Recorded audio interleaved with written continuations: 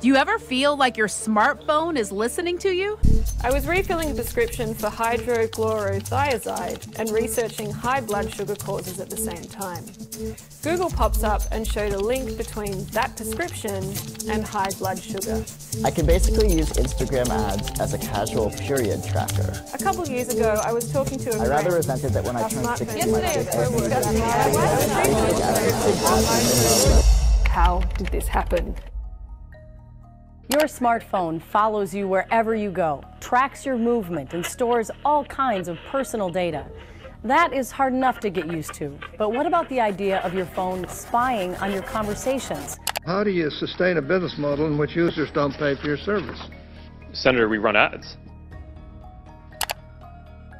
There's a system that's watching everything you do. The government is collecting records of every phone call in the United States. If you look around at the world right now, when you look at news, when you look at news coverage, when you look at every controversy that we see, something has changed. Data security, surveillance, the internet, manipulation and influence that's provided or produced rather by corporate or governmental control of this permanent record of all of our private lives that's being created every day by the devices that we have. If technology is going to be the servant rather than the governor, it has to serve the interests of humanity, and humanity does not have to serve it. We're in a situation now where humanity is serving technology. For more than 100 years, the telephone companies have provided wiretapping assistance to governments. For much of this time, this assistance was manual. Surveillance took place manually, and wires were connected by hand. Calls were recorded to tape. But as in so many other industries, computing has changed everything. The telephone companies built surveillance features into the very core of their networks. I want that to sink in for a second. Our telephones and the networks that carry our calls were wired for surveillance first and foremost. What that means is that when you're talking to your spouse, your children, a colleague, or your doctor on the telephone, someone could be listening. Now, that someone might be your own government, but it could also be another government, a foreign intelligence service, or a hacker, or a criminal, or a stalker, or any other party that breaks into the surveillance system, that hacks in to the surveillance system of the telephone companies.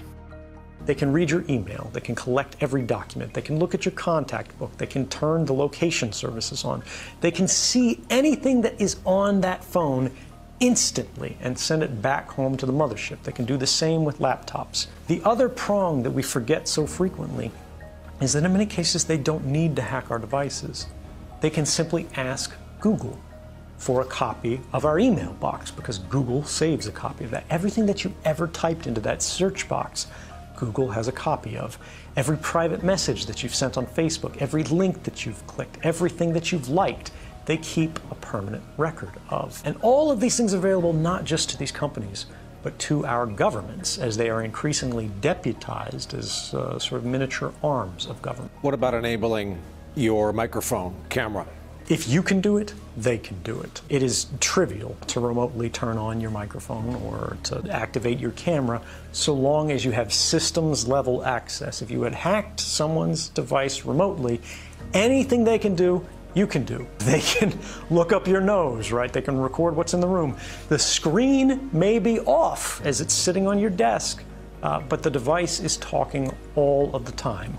The question we have to ask is, who is it talking to?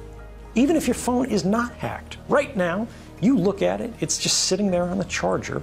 It is talking tens or hundreds or thousands of times a minute to any number of different companies who have apps installed on your phone. It looks like it's just sitting there, but it is constantly chattering. And unfortunately, like pollution, we have not created the tools that are necessary for ordinary people to be able to see this activity. And it is the invisibility of it that makes it so popular and common and attractive for these companies. Because if you do not realize they're collecting this data from you, this very private and personal data, there's no way you're going to object to it. One of the fundamental flaws in US privacy legislation is the fact that we are one of the only advanced democracies in the world that does not have any basic privacy law whatsoever. We have the Fourth Amendment of the Constitution, which is the reason that I came forward. But that restricts what the federal government can do. That restricts what the state governments can do. It doesn't restrict what companies can do.